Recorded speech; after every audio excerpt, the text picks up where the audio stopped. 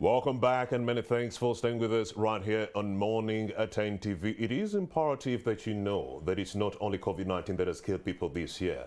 We've lost a whopping 58.7 million people this year alone, 2021. Communicable diseases have claimed 12.9 million people. Yes, our children under the age of 5 have also died of preventable situations. 7.5 million are no longer with us. Young children under the age of 5, preventable circumstances killed them.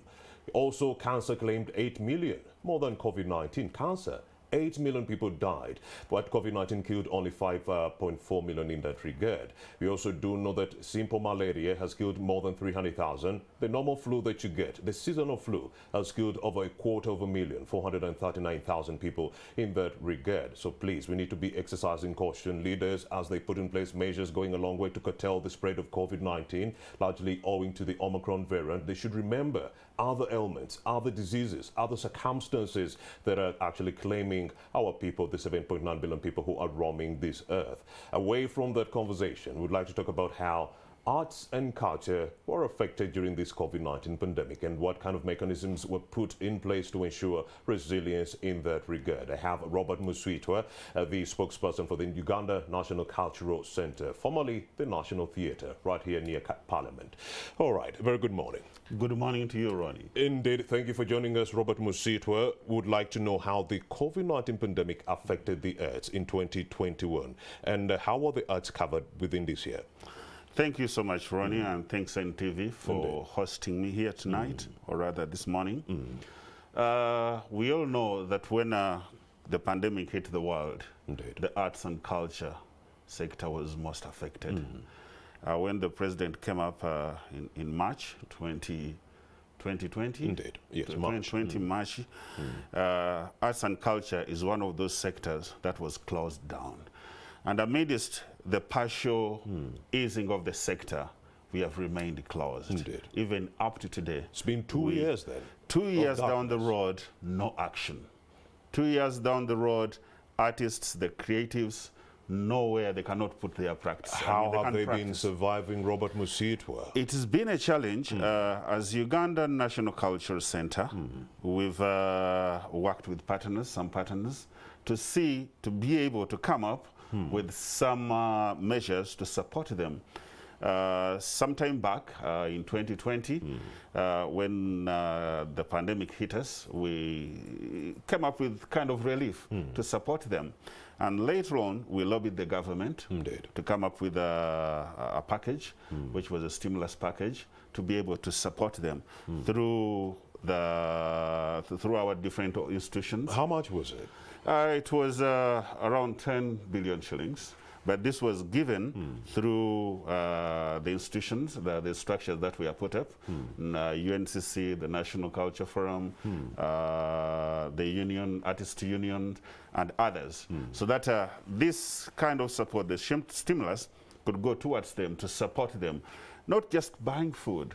Because we realize that when you buy food today, in about 2 or 3 days to be finished. It's not sustainable. You saw what happened when the Prime Minister went out to Katanga and other places giving food. We realized this will not help at all. So we had to sit down with these people and see how we can be able to sustain this. So this money was given to them as a stimulus package to support them, to bring out their talent. How can they revive their talent amidst the pandemic? Because if we realized life has changed, it's no longer normal. We are thinking, how can we work online? And be able to do that, they needed some kind of support to be able to be trained, skills enhancement, to put some gadgets in place, to create platforms for them. And one of them is the digital platform, where they can be able to create, and then for us we provide a platform for them so that they are able to reach out to their clients from the comfort of their homes.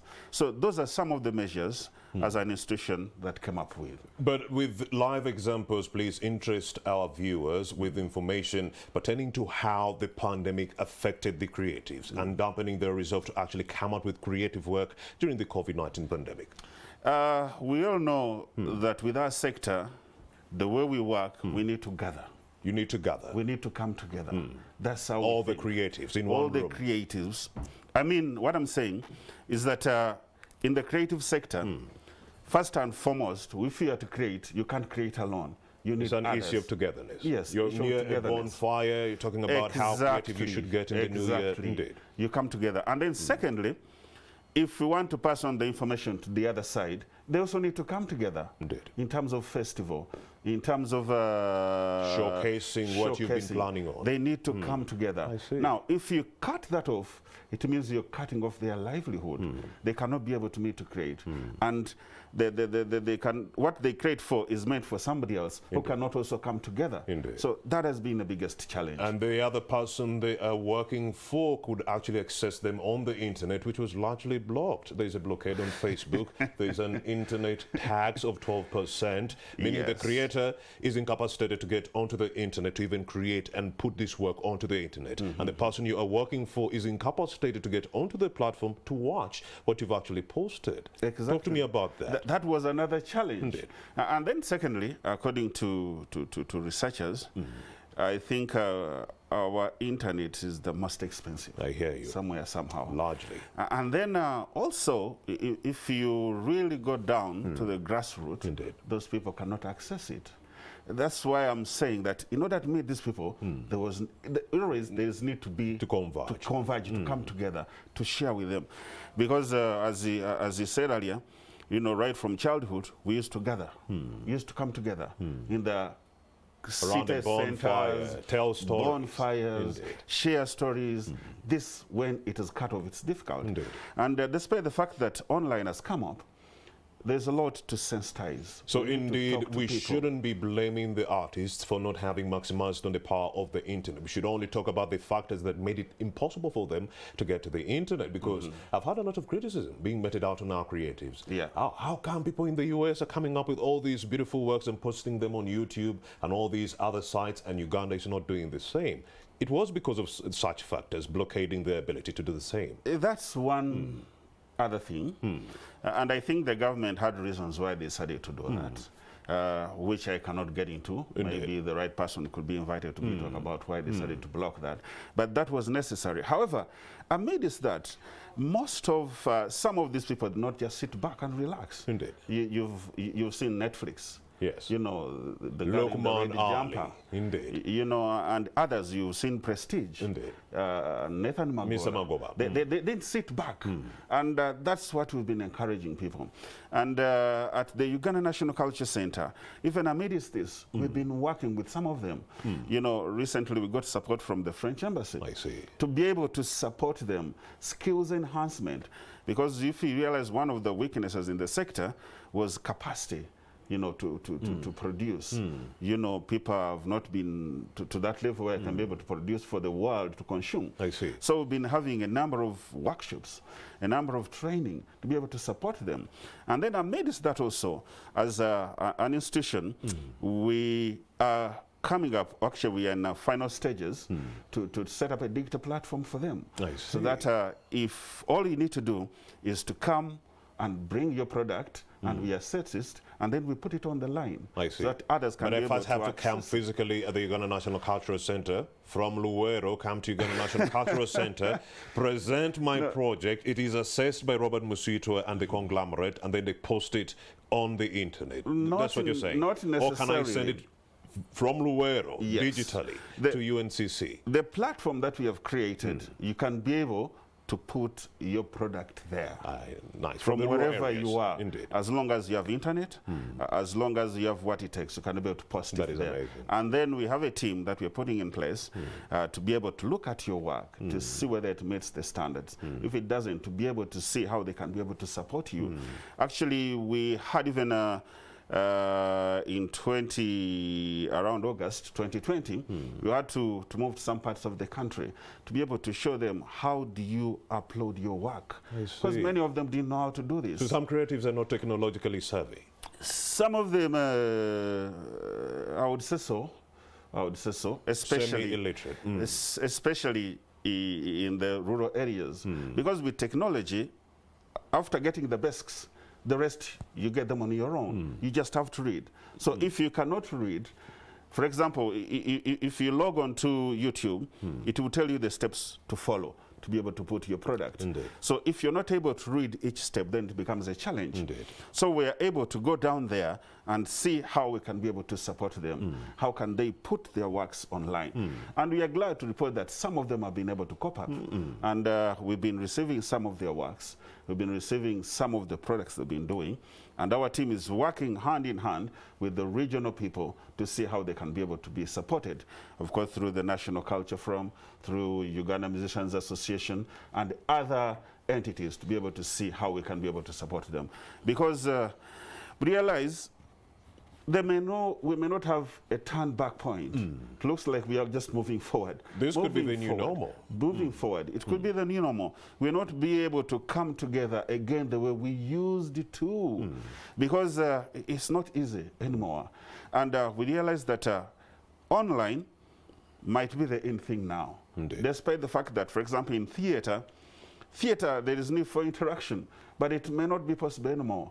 So we need to think out of the box. And it doesn't mean that we should fold our hands and wait for the pandemic to fizzle out and then we fully reopen and get all these people clamoring for the same creative work. Well, we did talk about the factors that negated the ability of others to maximize on the power of the internet. The 12% tax on data, others were not technologically savvy, others couldn't even buy the gadgets or even operate them to get onto the internet. But there are others who decided deliberately to hold out and say, maybe in April, maybe in May, maybe in June, the pandemic will be over and we shall fully reopen. Is it true that we've had creatives who've been waiting for a full reopening? They've sat on their creative work, only waiting for the economy to be fully reopened, and that has never happened, you know, for the last 2 years. Was that a misfiring on their part? I think that would be a blunder, in my own opinion, and we've been encouraging most of them that if you want to think like that, you may never move any step forward.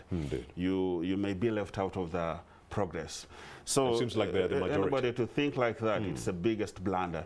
I think what you need, just like I said, we need to think out of the box. This is the new normal. If you have your works, how do you get your work out to the public? Through digital, means. And as UNCC, we came up with a number of them. One of them is UNCC at Home. Indeed. Where we are showcasing some of those old works to the people so that you can be able to enjoy theater, you can be able to enjoy drama from the comfort of your home. Indeed. I don't really have to make that trek to the Uganda National Cultural Center and then get infected with COVID-19. Robert Musitwa, well, of course, you are doing a lot to ensure that you disseminate this information in various or other forms. There is this magazine. Yes, the Arts and Culture UNCC magazine. How much is it going for? When did you birth the idea to put all this amazing work in this one magazine? Why? Actually, this idea has been on for quite some time. But as you much know, that having this kind of product, you need resources. The first edition of the UNCC Arts and Culture magazine. Exactly. You need resources, which was really a big challenge. But we want to thank the government of France, which came up to support, of course, through bilateral relations with the government of Uganda. I see. They came up to be able to support this initiative, to be able to put into practice, to bring our dreams into reality.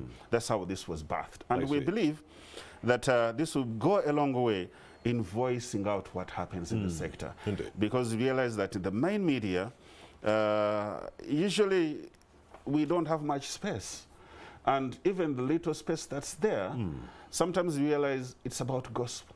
It's about we sleeping with you, who has had issues, who drank a lot. Mr. Robert Musitwa, we have a lot of space as NTV Uganda for all the creatives within this country. We've earmarked and put aside every Friday to ensure that we showcase the beautiful work coming in from the creatives. But then you're right. One too many times we've seen that the conversation has veered away from not showcasing culture in Uganda, but showcasing who is sleeping with whom, who drank too much yesterday and fell in a ditch. That's the conversation you see in some of the entertainment and gossip shows.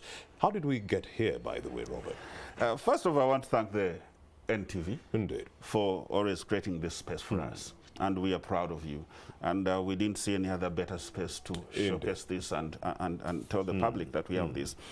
One thing that I know is that many times I think it's by training colonial influence. Are you sure? To be able to talk about negativity about your own self rather than the positivity. We have the blue ocean and the red ocean. Indeed. And in the red ocean, you know, everybody is fighting for the little space. Indeed. Yet in the blue ocean, there are enough resources for everybody. And if you realize in some of these developed countries, they have that dark side. But this one never comes out. They always give you the positive side. Yet here, we prefer to talk about who has done the wrong thing. Indeed. Rather than looking at their positivity. When you look at most of these artists, they have very good things they are doing. You know, humanitarian work, supporting the communities. Indeed. But if somebody does something slight, you people, I don't know, that's what you prefer to jump on, and then it becomes trendy, it becomes viral. Before you know it, they have forgotten all the good things these people have done. So as the Arts and Culture magazine, USC Art and Culture magazine, we want to be able to give the platform to such ideas. How do we bring out the positivity in the sector?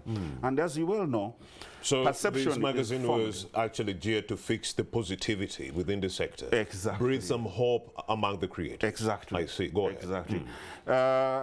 If you realize that this is positivity and media, perception is usually formed by the media because you play a big role in transforming society. Indeed. You play a big role in telling the public what is happening in the society. Indeed. So what you put forward is what the public It's gets. what they consume. If you decide to talk about Robert Msitwa as a failure, that's what the public will know, despite the good, positive things that somebody has done. Indeed. So that's what we want to turn around. What kind of conducive environment should we put in place to ensure that our creatives thrive, especially now that we are full reopening in January of 2022, which is only a few hours away? Yeah, I think number one, we need to engage more. You know, we need to create more environment, you know, conducive environment between the artist and the media. I see. Some time back, you had fracas, media, artists fighting one another. I think we need to create positive environment. We need to engage more. We need to relate more positively. If you're able to do that, then more positive stories will be able to come up. Indeed. And then there's a lot of resources in the world. We shouldn't be fighting for the little resources that we do have. You know, everything is available for everybody. And what you decide in yourself is what you achieve. So if we decide to go for positivity, then we achieve the positivity that there is in the world. Indeed, Robert. And on the side of the government, what should they be doing? That's an interesting question. Indeed. Actually, we are glad that the government came up to support this. And I think for the first time, the president had to sit down and even constitute a culture creative committee, which was tasked with ensuring that the creative sector is given a platform, is given the opportunity. And that's what resulted into what you've been seeing most of these days, the Gulu trekking, people going to Gulu, meeting in Gulu. That was all deliberate to be able to create, you know, a positive platform for the artists. And also, it's also a sign that the government is willing to put priority to the arts and culture sector to be able to take their precedence, because we know that art and culture plays a big role in the economic development, plays a big role in revenue collection. Actually, most of what the government has been troubling with or struggling with, you know, revenue, the arts and culture sector has it. If only it could be put together. Of course, there are weaknesses, there are loose ends, but the government is willing, actually is willing. That's how we even came up with the stimulus fund of the temple to support the sector. And as we speak now, we've also been able to buy a state-of-the-art mobile stage, which we intend to use countrywide, so people don't have to think of only of the National Theatre. We can be able to stage shows anywhere in the country and beyond with this mobile stage, which I think we are equipping with sound, we are equipping with lights, fully fledged, and even a mobile van to be able to transport this stage around the country. So artists will no longer just come to perform in the National Theatre. They'll be able to perform anywhere in the country. And that is the support from the government. That's an indicator that the government is willing to support this sector. And actually it has come up confidently to understand that this sector is something that we shouldn't ignore. It is something that we need to instead uplift, support, give all the energies needs. Indeed, but it has been ignored for the last 2 years, Robert Musitwa. No, it has not been ignored. We talked about the stimulus fund. It's all the government. And all this trekking you've been seeing in Gulu, people have been trained. Over 685 artists were brought together, trained, enhancement skillment, you know, brought together, trained, supported to be able to understand what they can do when it comes to their copyright issues, to be able to understand how they relate with each other, rather than having these little fights. How can they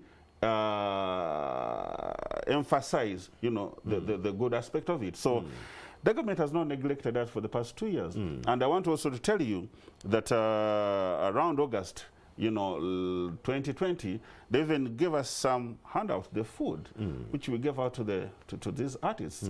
And then this, you know, stimulus package, which we've been giving out to the artists to be able to support them to create. And even the digital platform we are talking about, it's all the efforts of the government. Yeah, so it has not neglected artists at all. Because the government at some point knew these artists could, you know, be maximizing on the power of the internet, but still we did have a 12% tax on data instituted as of July in 2021, irrespective of the fact that they knew very well artists were out there, they couldn't go to national theatre, showcase their abilities, but they could use the internet, and then bam, you do have a clampdown on Facebook, you do have a 12% tax on data, while they were cognizant of those factors. Is that the behavior of a government? I think, Ron, that's another issue for another day to discuss. And I think Minister of ICT could be able to come up and be able to explain exactly why that happened. But amidst all that, we are very sure to see how, you know, you see how, as I elaborated, how the government has come out to support the sector, including a digital platform. They have it at the back of their mind that when you create a digital platform, definitely data is part and parcel to it. Indeed. Yeah. But I know someone who would beg to differ on so many accounts, and that is none other than Andrew Kagwa. He is already here. Let's take a break and give him a chance to actually give us his 2 cents on the conversation. We'll be right back. Keep it here.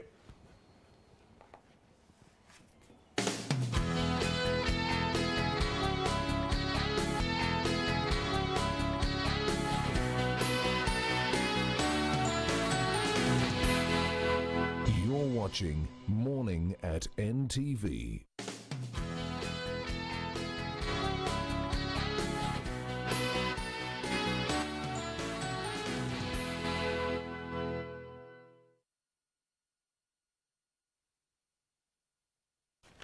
Welcome back, and many thanks for staying with us right here on Morning at NTV. My name is Rami Busuko. I do have Robert Musitwa, spokesperson of the Uganda National Cultural Center, formerly the National Theatre. We also do have Mr. Andrew Kagwa, an arts and culture journalist working with the Daily Monitor. Of course, like I did mention before the break, well, he's one who would beg to differ on such a conversation when it comes to the government according help to the artists.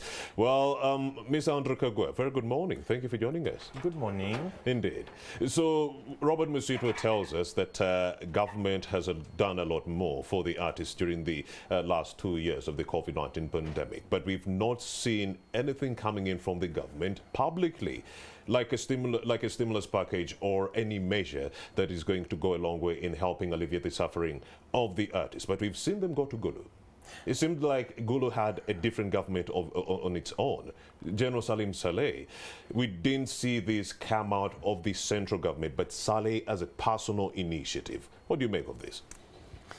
You see, funny thing is the government believes they did something. Actually, they did not do a lot, but their belief in doing something comes down to their own ignorance of the sector, and I see. We are not going to pat them on the back for their own ignorance. Like the idea of a stimulus package where they were, because I know there is a lot of money by the way that has been sunk by either the government or someone close to the government, because I can't even define the arrangement very well. There's a time I even tried to call Sylvia Ori after the Janzi Awards because I wanted to find out, so who actually funded the Janzi Awards? Was it Operation Wealth Creation, or it was Saleh the person? You see? Unfortunately, no one was willing to pick my calls, and none of the people around that, is it National Culture Forum, was willing to answer, because they were saying all questions go to Sylvia Wori. I see. But when it comes back to stimulus packages and everything, the stimulus packages were the other thing that was supposed to show artists that you're dealing with a government that actually doesn't understand you. And I'm not saying it in a bad way.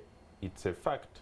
They are very ignorant about this industry, or how it works and how it operates. I saw promoters getting stimulus packages for shows they were yet to organize, shows they were dreaming about organizing. And Simply because they had some kind of connections in If it's Gulu. a stimulus package for the art industry, why am I paying a promoter? Like, a promoter usually comes in because there is art. Indeed. And that promoter, if there was no art, he would have gone and done coffee, because they are business people. That's what they do. So for you to start paying them for losses they made for shows they were dreaming about organizing, and you're not thinking about the people that are creating the art. But again, even if you're to think about the people that are creating the art, the whole way we were thinking about doing it was wrong. It's like they were hand-picking people. Like, that's how you draw a stimulus package for the art industry. So they were focusing on the dancer and not the piano player. So if you focus on the dancer, who is going to play the music for the... focus on any, like, what happened was, if you had 10 dancers and one of the dancers was well connected, one of the dancers would get money, and then probably one of the pianists is well connected or speaks more than the other pianists, they would also get money. But mind you, all these people are getting money, and the singer, who is probably usually hiring them, is not getting money. So the problem here is how they thought they were going to draw the stimulus package. It was all wrong. Like, how you draw a stimulus package for an art industry. I will speak for the art industry because I do not know how they draw packages for farmers and the rest. How you draw a package for the art industry is you're going to bring your money, and you're going to bring it as a grant, where people can actually come and get money to create.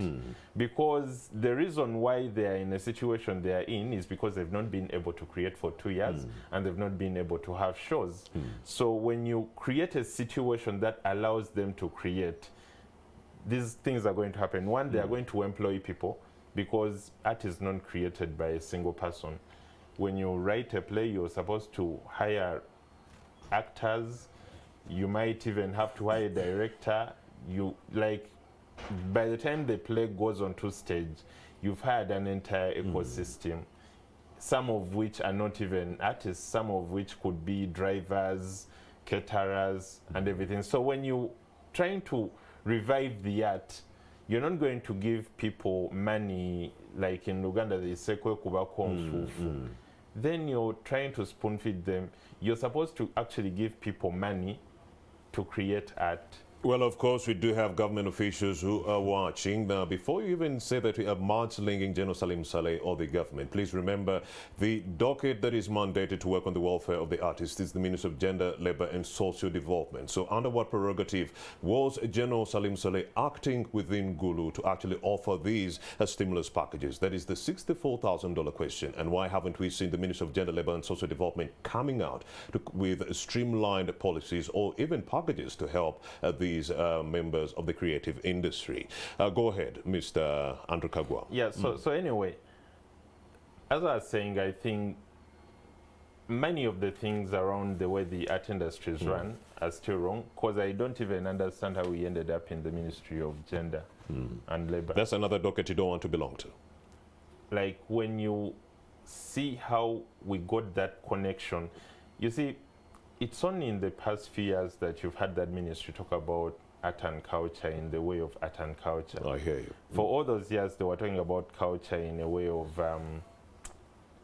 early child marriages, and you can prove me wrong if I'm wrong. Early child marriages, FGM, like whenever they using talk culture about to talk about these culture, vices. they were usually looking at those vices, which is right for the ministry and the kind of work they do. When it comes to art and culture, like this is a full economy. Like we might not be that documented. You need your own ministry. That's what you're telling us. We need our own ministry, but with the way our president keeps dishing out ministries, I highly doubt they even make a lot of sense.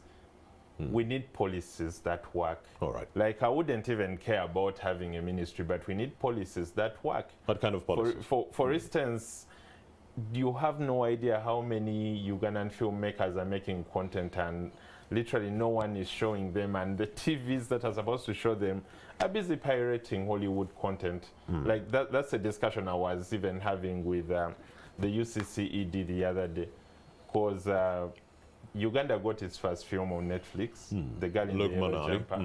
And one day after the film was premiered on Netflix, a local TV pirated it from Netflix and showed it. You don't say. And that TV, and as I talk right now, is on air. Like, no one sent them a letter. Okay, probably they sent them a letter and they didn't tell us, but it's on air. So government through UCC has done nothing to protect the artists and their work. So basically, that's how you start protecting artists. And I'm not talking about government coming out and telling TVs not to pirate Ugandan films. No, that still will be wrong. You actually tell them not to pirate any content, because every time a TV is pirating a Hollywood film, there's a Ugandan filmmaker losing an opportunity, because that slot would have been his. It would have been them screening a film. So many of the things they think they are doing, creating bogus awards for us, taking a lot of artists to Gulu and teaching them how to farm, like Alternative you sources see- of livelihood. yes, it's very good to teach people alternative sources of livelihood, but when you start teaching an artist how to farm, and that's happening within their docket, like it's within their docket, they are being taught how to farm, that's indirectly that body telling them, you know, this whole thing of art cannot really work, so you need an alternative. Yet it can actually work if you have the right people that are running things. Robert Musitwa, having your own ministry or docket, will it go a long way in alleviating all these challenges that we are talking about? Another docket that is entirely dedicated to the arts and culture industry, because it says when it comes to the Ministry of Gender, Labour and Social Development, of course, it's FGM, child marriages and teen pregnancies that are skyrocketing within the country. Pertinent conversations they have, but it says you need to be having your own docket that will actually be focused on the issues of the artists or creatives. Yeah, I think we started with looking at, first and foremost, let me first say this before I proceed. Indeed. The issue of the promoters. Yeah, getting money. The promoters presented their case clear, and we all know that a promoter, in order to put up a show, they depend on artists, they have space, and many of these artists, you need to pay them upfront. Some of them even 100%. Then you have equipment to hire, then you have space to hire, and sometimes the landlords will demand that you pay them ahead of time. And now these promoters were saying, we had planned our shows. We had pre-booked. Yeah, pre-booked, paid space, paid artists, and then boom, the pandemic hit. So their argument was that we've made losses. We need to be paid. We need at least something to take care, because some of this money is loan money. They even go to the bank. You know, so that's how these promoters came in. And that was the argument. And I think it's a valid argument. Because if somebody had already spent even gone out to the bank to get some loan to pay these artists, then at least I think we need to consider. They needed to recoup the money. They need to be considered somewhere, somehow. And then also the Gulu issue, teaching artists to do farming is something very good. It's diversifying. You know, just imagine during the pandemic how they suffered. So the government came up and said, no, we need to teach these people how to diversify their, you know, their incomes. You don't just depend on the stage. You don't just depend on what you've been used. You need to put your resources into other things. That's the skills enhancement. Why do we think it was mostly in Uganda that people were being taught how to diversify?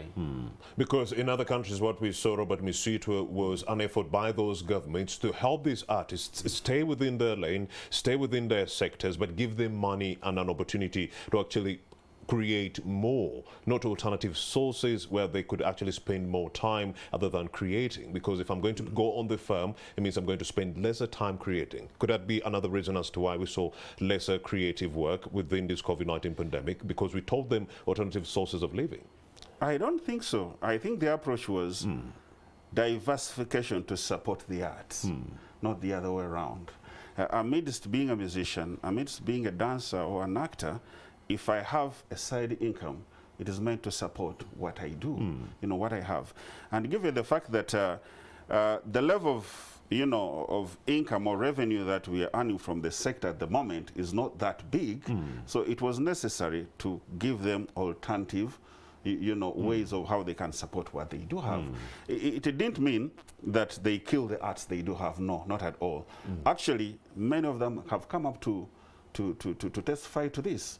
Some of the musicians were coming up to say that, actually some of them are farmers, I don't want to mention names here.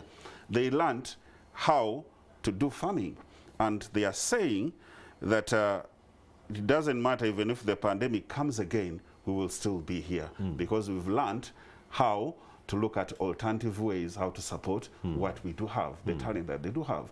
So in my own opinion, that's something which is very good that we need to support. I see. An independent docket handling your issues other than the Minister of Gender, Labour and Social Development. What about that? I beg your pardon? Like, how about creating an independent docket to handle issues of the creative people, other than having the Minister of Gender, Labour and Social Development that is handling quite a lot? I think that's a debate that is ongoing. Like Agwe said, that's a debate that's going on, and that's something that's they are talking about. But we do have policies, we have laws, the legal framework. I think what is required is to consolidate it. You know, for example, or consolidate and operationalize it. I see. And I think that's the debate that has been going on, even within the ministry, even within Gulu, when people were converging, we are saying, how do we operationalize, for example, the copyright law? How do people benefit out of this? How do we stop exploiting them? How can people not be exploited? Then the Stage Act law being scattered into different ministries. So we are saying, how do we consolidate this? How do we have all these different laws? Because we realize some of these laws are housed in UCC, others are housed in other ministries. So there's need to harmonize. So there's need to harmonize and bring all this together. I think that's one of the weaknesses, I would say, into the sector, that we are working upon to make sure that we harmonize all these things and benefit out of it at the end of the day. Because you did mention Girl in the Yellow Jumper, it is already on Netflix as one of the milestones, and then guess what? Andrew Kagwe is telling us as soon as yesterday that it was pirated already by a local TV station right here in Uganda, under the watchful eye of the UCC, Uganda Communications Commission. That's very true. Is the government dropping its ball when it comes to protecting the artists? That's very true. That's very true. Yes, right. And I think I'm not a spokesperson for UCC. I think we will need to invite them here to be able to explain that one. One thing I know is that as a government, we of course we have weaknesses somewhere, somehow. And these are things that we need to tighten up, to put up together. And all we are saying is that we need to think positively in most of the things. There's no society which is 100% perfect. There are some loopholes, but if they're a loophole, how do we fix that? How do we fix that and then move on? You know, those are the ideas that we are talking about, and that's how we want to be able to sort out the sector and fix the sector and then move forward. Andrew Kagwa, react to that. Yes. Like I will go back to what I said. It starts with people understanding the sector. Before anything else, it starts with people understanding the sector. Because, I'm not against people diversifying. I'm against an editor, now I'm talking in form of a newsroom, an editor coming and telling junior writers, you know what, you should be opening up a kiosk and what to help you support your bills. Trust me, there are chances some will do it, there are chances others will do it, and they will actually not come back. Because it happened to the teachers. We told the teachers you need to find alternative sources of livelihood. Please, if you can go fry chapatis, go. If you can go do a border business, go. Now the same people are saying these businesses are lucrative. We are not going back into the school system. So that was the worry. So for me, I'm not against, but I like it when an artist actually feels like they should actually add farming to what they do. When it's their own initiative, not the situation pushing them against the wall. Like, why the situation should push them to create more, not to seek other alternative sources. Yes. Because even when artists are making money, with or without a pandemic, they will start other businesses. But that's because they see the need, not because the situation is pushing them against the wall, or not because the people that are actually supposed to show them the light are telling them, you know what, this thing might not actually work. Like, I hate it when we make it look like the pandemic came and took away the plate from an artist. Like, I mean, we were in this together world over.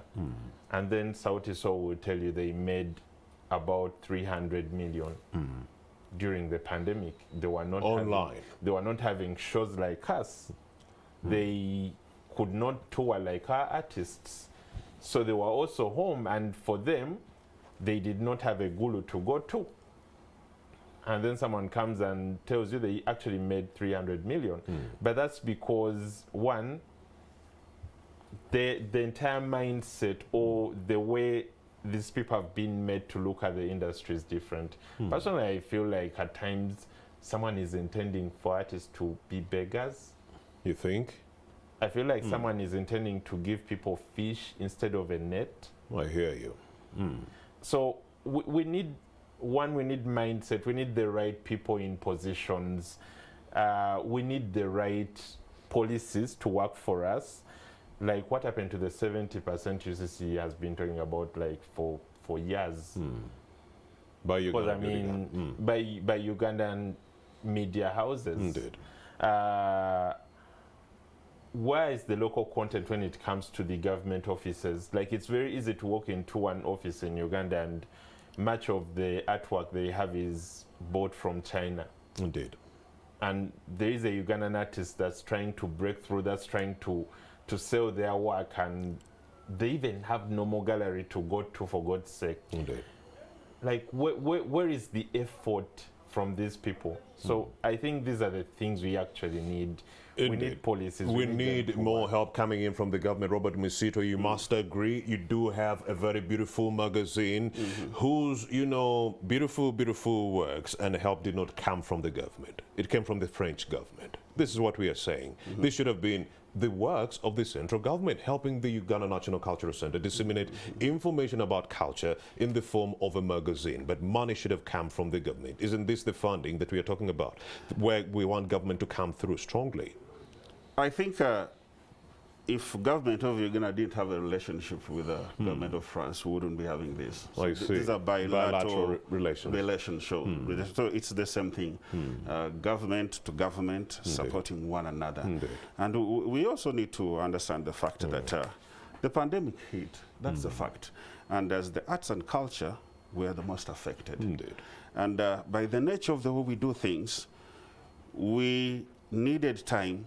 Actually, we need time in terms of training, in terms of skills enhancement, in terms of having platforms, in terms of being able to understand how these things are done. And just like I said, that's the reason why we have this magazine, to be able to bring out the positivity in the sector. Yes. If we think positively and we talk positively, then we'll be able to find our way to the top. Speaking of positiveness, all right, positivity, there is 2022. The economy is fully reopening. Robert Musitwa, Yeah. do you expect to, have huge droves of people clamoring for the good works as far as culture and creativeness is concerned at the Uganda National Cultural Center? Do you expect huge people to come through? We are optimistic about that. And just like we're saying, part of our plan, our resolution is that we want to go out to the regions rather than thinking about the National Theatre, thinking about the capital city. Now the government has done it very well that we have other cities. And that's one of the reasons So why many creatives in the rural area. Exactly, so many creatives out there. And that's why we then went ahead to be able to secure that stage, which was supported by the government, so that somebody could be able to stage their show perfectly well anywhere. And could that in be the country. why you chose to use this magazine? Because in some rural areas, many do not have access to the internet to get this in soft copy. Many might not have maybe a TV set to see someone break down the contents of this magazine. Is that why you physically decided to come up with something like this? That's one of them. That's one of them. And I how want shall to you say, be distributing? yeah, I just want to say that we'll actually have this both in soft and then the hard copy. And of course, the hard copy, one of the reasons is for archiving. This is something that will never go away. Anything could happen on the line. And secondly, there are those people who may not be able to access the online, the internet. So we're able to give them this kind of copy that they're able to look and appreciate the arts and Is this culture. the only model that you are looking at as an avenue to disseminate information in the new year 2022, or are there other models that you're looking at? Not at all. This is just one of them. There are many other ways. Reaching out to the community physically. For example, And for example, even though we are here, this is another way, platform. Indeed. Using this kind of platforms. Yeah. And then also using the community, the government is structured in such a way that from the top to the bottom person, there are structures. So we also want to use these structures to be able to reach out to the communities wherever they are. All right, we've also, we also do have information that schools won't be allowing unvaccinated people on their premises, teachers, learners, and the parents alike. For the Uganda National Cultural Center, what kind of message are you sending out there to the people who are clamoring for the full reopening so that they can rush to the formerly the National Theatre? We want to encourage everybody out there that the vaccine is available. Will you be blocking them? Please, those are things that will come up, once the committee meets, I see. they'll be able to decide. And once they decide, as a government agency, we implement. But we want to encourage everybody out there that these vaccines are safe. Indeed. If we want to open up this sector, let's go for vaccination. Let's vaccinate. Let's be safe. You're not doing it for me. You're not doing it for the government. You're doing it for yourself, for your loved ones. And I think we have testimonies where people who have been vaccinated, when they get infected again, the chances of surviving are very high. So we want to encourage everybody to use the opportunity to go and vaccinate so that we can open up the sector. Because our sector is about interacting, coming together, sharing ideas together, sitting together, talking together, without which it may be really difficult. That is Robert Musitwa, spokesperson for the Uganda National Cultural Center. We also do have Andrew Kagwa, an arts and culture journalist. Before you came in, I was having this conversation with Mr. Musitwa, and we were talking about how, arts journalists tend to veer away from the pertinent issues and then talk about other issues that are not so important. Now, you'd have your regular arts journalists, not talking about this beautiful magazine coming in from the Uganda National Cultural Center. They would say, no, there's no data there. The viewer doesn't want to know about that magazine. They will definitely tell you that. But they will tell you that the viewer maybe wants to see that naked young woman who sent out nudes yesterday. The viewer wants to see that young man who got drunk on Christmas Day, fell into the ditch, and so forth. Let's talk about how arts and culture was covered in the year 2021. Were you satisfied with what you were seeing in the news? That's like asking me if I did a good job or bad job. I mean, I'm not trying to show off, but we do not have very many arts journalists in this country. But we have people who purport to be. They're talking arts about the journalists. way arts journalism has fared in the year 2021. One, we need to appreciate the fact that we are one of the newsroom beats that are hanging on. When the pandemic happened in 2020, we were the very, I'm talking about the newspapers now. Yeah. We were the very first ones to lose pages. Indeed. Like people did not see that we had a way of existing when concerts are not happening, which is a very wrong way of seeing things. Like many people believe arts journalism is only about concerts and shows. Indeed. They believe it's Gossip and so it's forth. just about reviews. I don't even want to talk about gossip. Like I do not know how that became arts journalism. I'm telling you. Because with gossip, it's not like you're talking about an art form. It's not like you're talking about a new technique. You're literally talking about a person. And you're not even talking about that person's work. So you're basically just talking about them living their lives. No value to the economy. Yes. So when the pandemic happened, we were hit the hardest. I remember at Daily Monitor, we stopped running. And the only reason why we started running again was that Monitor rebranded. And when they rebranded, when the first copy was coming out, because when they rebrand, they envisioned the entire paper and how it's supposed to look like. When the first copy was coming out, I remember having this conversation with my editor that we need to come out, like we need to be part of those pages that come out, because if a rebrand comes out and we are not part of it, they will forget that we were supposed to be part of it even when things get better. So we found a way of getting stories, reviews, and we came out. And we've never stopped coming out ever since.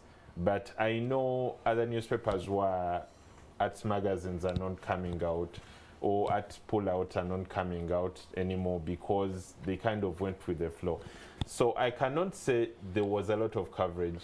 We had a lot of scandals about artists taking center stage. Indeed. And then, of course, the gossips, like when it comes to arts journalism and TVs, everything about arts journalism and TVs has been gossip.